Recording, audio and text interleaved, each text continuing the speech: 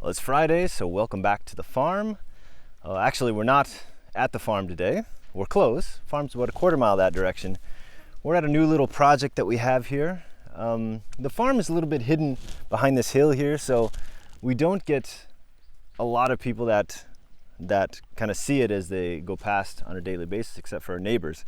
So last year we were actually able to get this little piece of land here, which is more visible. It's the main road going out this direction, which there's tens of thousands of people that live down there. So the main road going out there is this one. So we were able to get this 3 acres of land right here along the road, with the hopes of putting some demonstration plots in here so that when people go past on the motorbikes and bicycles and whatever else, they'll be able to see that something's happening here, and hopefully they'll ask some questions and we can share with them a bit about what we're doing. So this area has a lot of challenges. Honestly, it's not very good land, very little topsoil. It's a bit slanted here like most of the farm is. So there's been a ton of erosion. Also, major challenge, as you can see behind me, this is one pile of stumps that we've pulled out, and we have dozens of those piles laying around here. Thousands of stumps have come out of this 3 acres, and there's still a whole section over there that hasn't even been destumped yet. So that's a big challenge. We know it's a risk opening up a new place to put a demonstration plot when you know that the soil is not very good, but it's also kind of what we're about here. We don't want to occupy the best farmland. That's not why we're here. We want to take the farmland that people have discarded as being of no use and restore it to a point where it can be fertile, and hopefully we can get some good crops off of it. We really believe that that is a big part of why we're here, why we exist, to show that there can be restoration and that you don't have to go and cut down more trees and open up new fields every couple of years when the corn stops growing.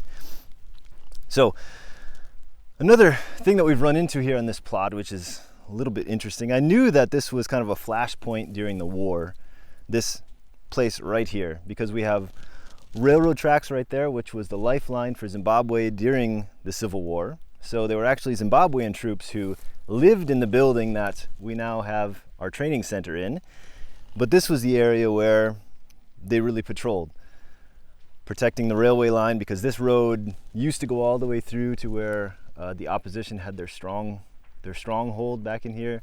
It doesn't anymore. A bridge is blown out, so you can't get that far in there. But this was a heavily protected area, and we've seen a lot of evidence of that. We have dug up tons of these guys right here, a lot of other things. I spent several hours over the past couple of days actually filling in a hole. We weren't sure why there were a few random holes dug in this section here until we started kind of rummaging around in there and found all the spent shells and realized that they were machine gun nests. So 30 years later, still dealing with some of that stuff. So thankfully, we haven't run into anything too dangerous. There's always that fear that you're going to run into some kind of mine that's been buried, because this area was heavily mined, but praise the Lord, none of that has happened yet.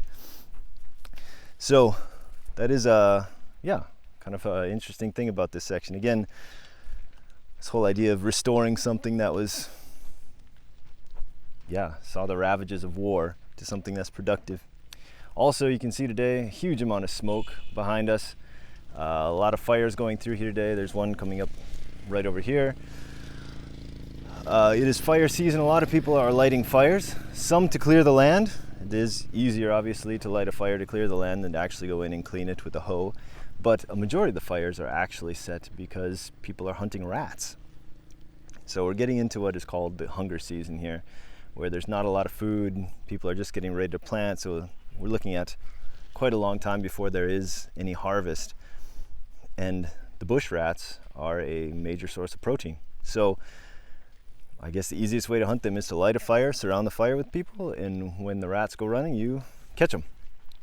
So a lot of the fires are started that way, but then they're just let go, and tons of houses burn every year because of these fires, and let alone what destruction it does when it burns up all the organic material, which then just goes away. So you lose that for the soil.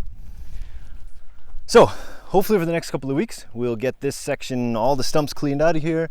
We'll get, we have three contour lines that are going to go in here to help us prevent erosion. And then hopefully by the time the rains come, we will be ready to plant. So thanks for joining me again. Hope you have a great weekend. See you again next Friday.